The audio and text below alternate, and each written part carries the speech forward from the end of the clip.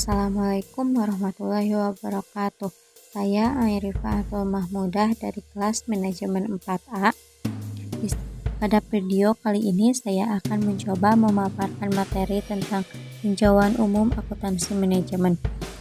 Video ini untuk memenuhi tugas mata kuliah akuntansi manajemen yang diampu oleh Ibu Dr. Astri Riani Dewi, SPD, MSI.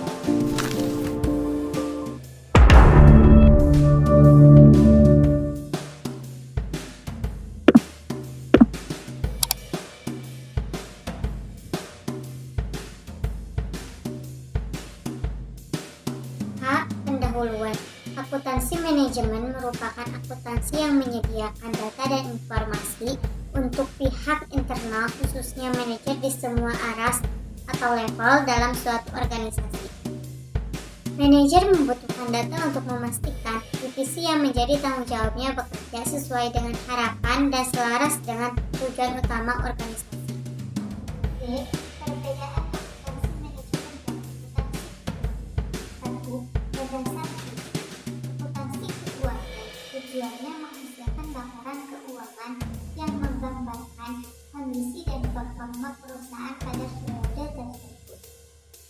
Akuntansi manajemen tujuannya untuk menghasilkan laporan secara spesifik dan detail, mengidentifikasi masalah yang timbul serta menyelesaikan masalah tersebut. 2. Berdasar pengguna laporan, akuntansi keuangan membantu pihak eksternal untuk membuat keputusan terkait ekonomi dan investasi sehingga dapat dilakukan evaluasi kinerja manajemen dalam menjalankan bisnis. Sedangkan akuntansi manajemen digunakan untuk menyediakan informasi keuangan bagi keperluan pihak manajemen atau pihak internal perusahaan yang dipakai sebagai bahan evaluasi dan sarana pengambilan keputusan untuk perusahaan. 3. Berdasar rentang waktu, akuntansi keuangan menghasilkan laporan keuangan yang mencakup rentang jangka waktu tertentu. Misalnya, pada periode 1 tahun, setengah tahun, atau bulanan. Sedangkan akuntansi manajemen memiliki rentang waktu yang jauh lebih fleksibel dibanding dengan akuntansi keuangan, misalnya harian atau mingguan. 4. Berdasar fokus informasi, akuntansi keuangan fokus pada informasi masa lalu dengan memberikan gambaran pertanggungjawaban manajemen perusahaan atas pengelolaan dana perusahaan. Sedangkan akuntansi manajemen cenderung berorientasi kepada masa yang akan datang. 5. Berdasar tipe informasi, akuntansi keuangan hanya mengukur mengenai keuangan saja dan berpedoman pada standar akuntansi keuangan yang berlaku. Sedangkan akuntansi manajemen mengukur keuangan dan operasional serta pengukuran fisik proses, supplier, teknologi, kompetitor, dan juga pelanggan. Laporan ini juga tidak memiliki batasan pada prinsip akuntansi. 6. Audit.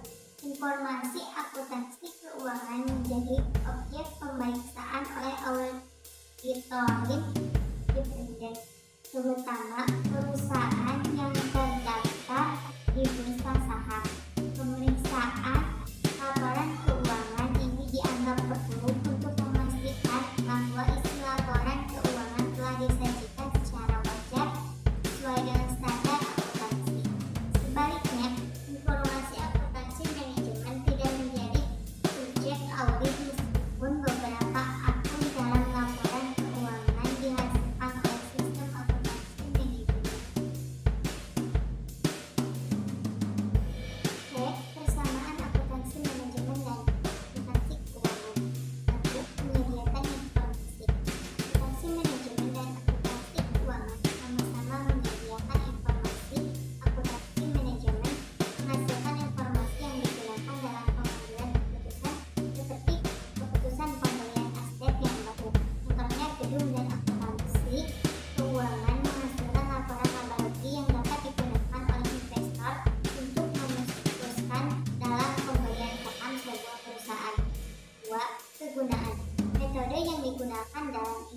akuntansi keuangan juga relevan untuk dipakai dalam akuntansi manajemen seperti metode penyusutan aset tetap dan metode penilaian persediaan. Keduanya dapat digunakan dalam akuntansi keuangan maupun akuntansi manajemen.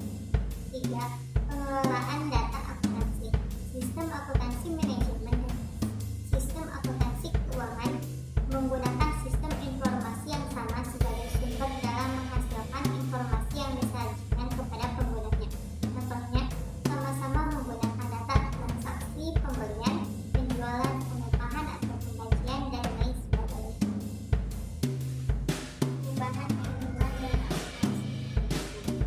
Lingkungan organisasi mengalami perubahan besar dari waktu dan perubahan eksternal tersebut memaksa manajemen organisasi untuk terus-menerus melakukan berbagai upaya berkaitan dengan lingkungan bisnis yang berarti agar tetap survive dan berkembang sesuai prioritas stakeholder.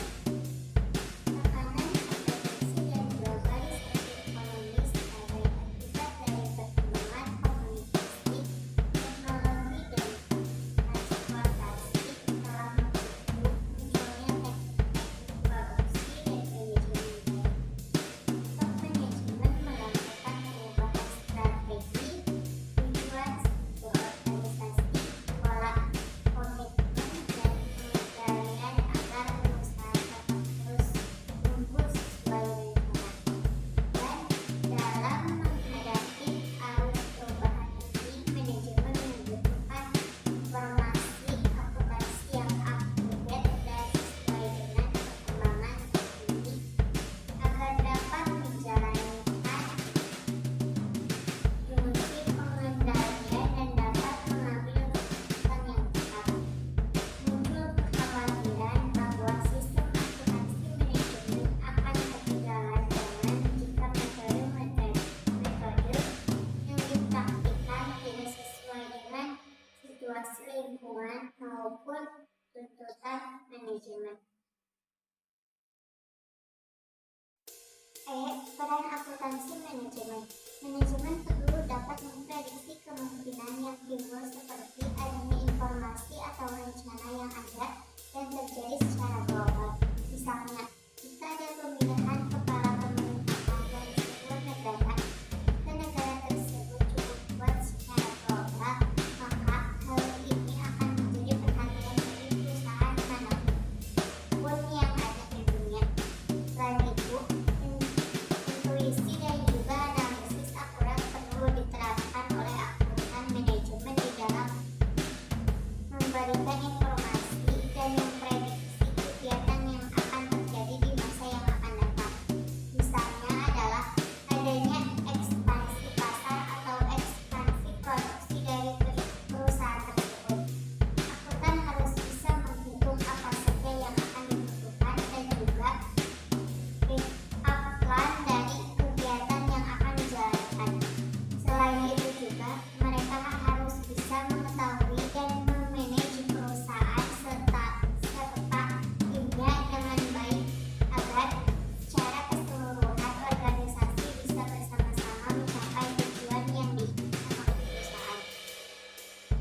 Akuntan manajemen juga harus memiliki jiwa inovasi dan ingin tahu yang tinggi, sehingga bisa terus beradaptasi dengan lingkungan bisnis maupun juga perkembangan teknologi yang terjadi secara global. Jika tidak, perusahaan akan tertinggal dalam up-to-date keilmuan sampai pada ekspektasi biaya yang bisa dilakukan akibat dari perkembangan teknologi. Di sini saya akan mencoba contoh soal tentang akuntansi manajemen, di mana soalnya yaitu PT Merapi Merbabu membuat dan menjual suatu jenis produk. Laporan laba rugi yang diproyeksikan untuk tahun mendatang adalah sebagai berikut. Penjualan yaitu 22.500.000.000 dikurangi biaya variabel yaitu 13.050.000.000, jadi contribution marginnya yaitu 9.400.000.000. 150 juta dikurangi biaya tetap yaitu 8.221.500.000 menjadi laba bersihnya yaitu 1.288.500.000. Yang ditanyakan yaitu 1. Hitunglah margin contribution per unit. 2. Hitunglah rasio margin kontribusi.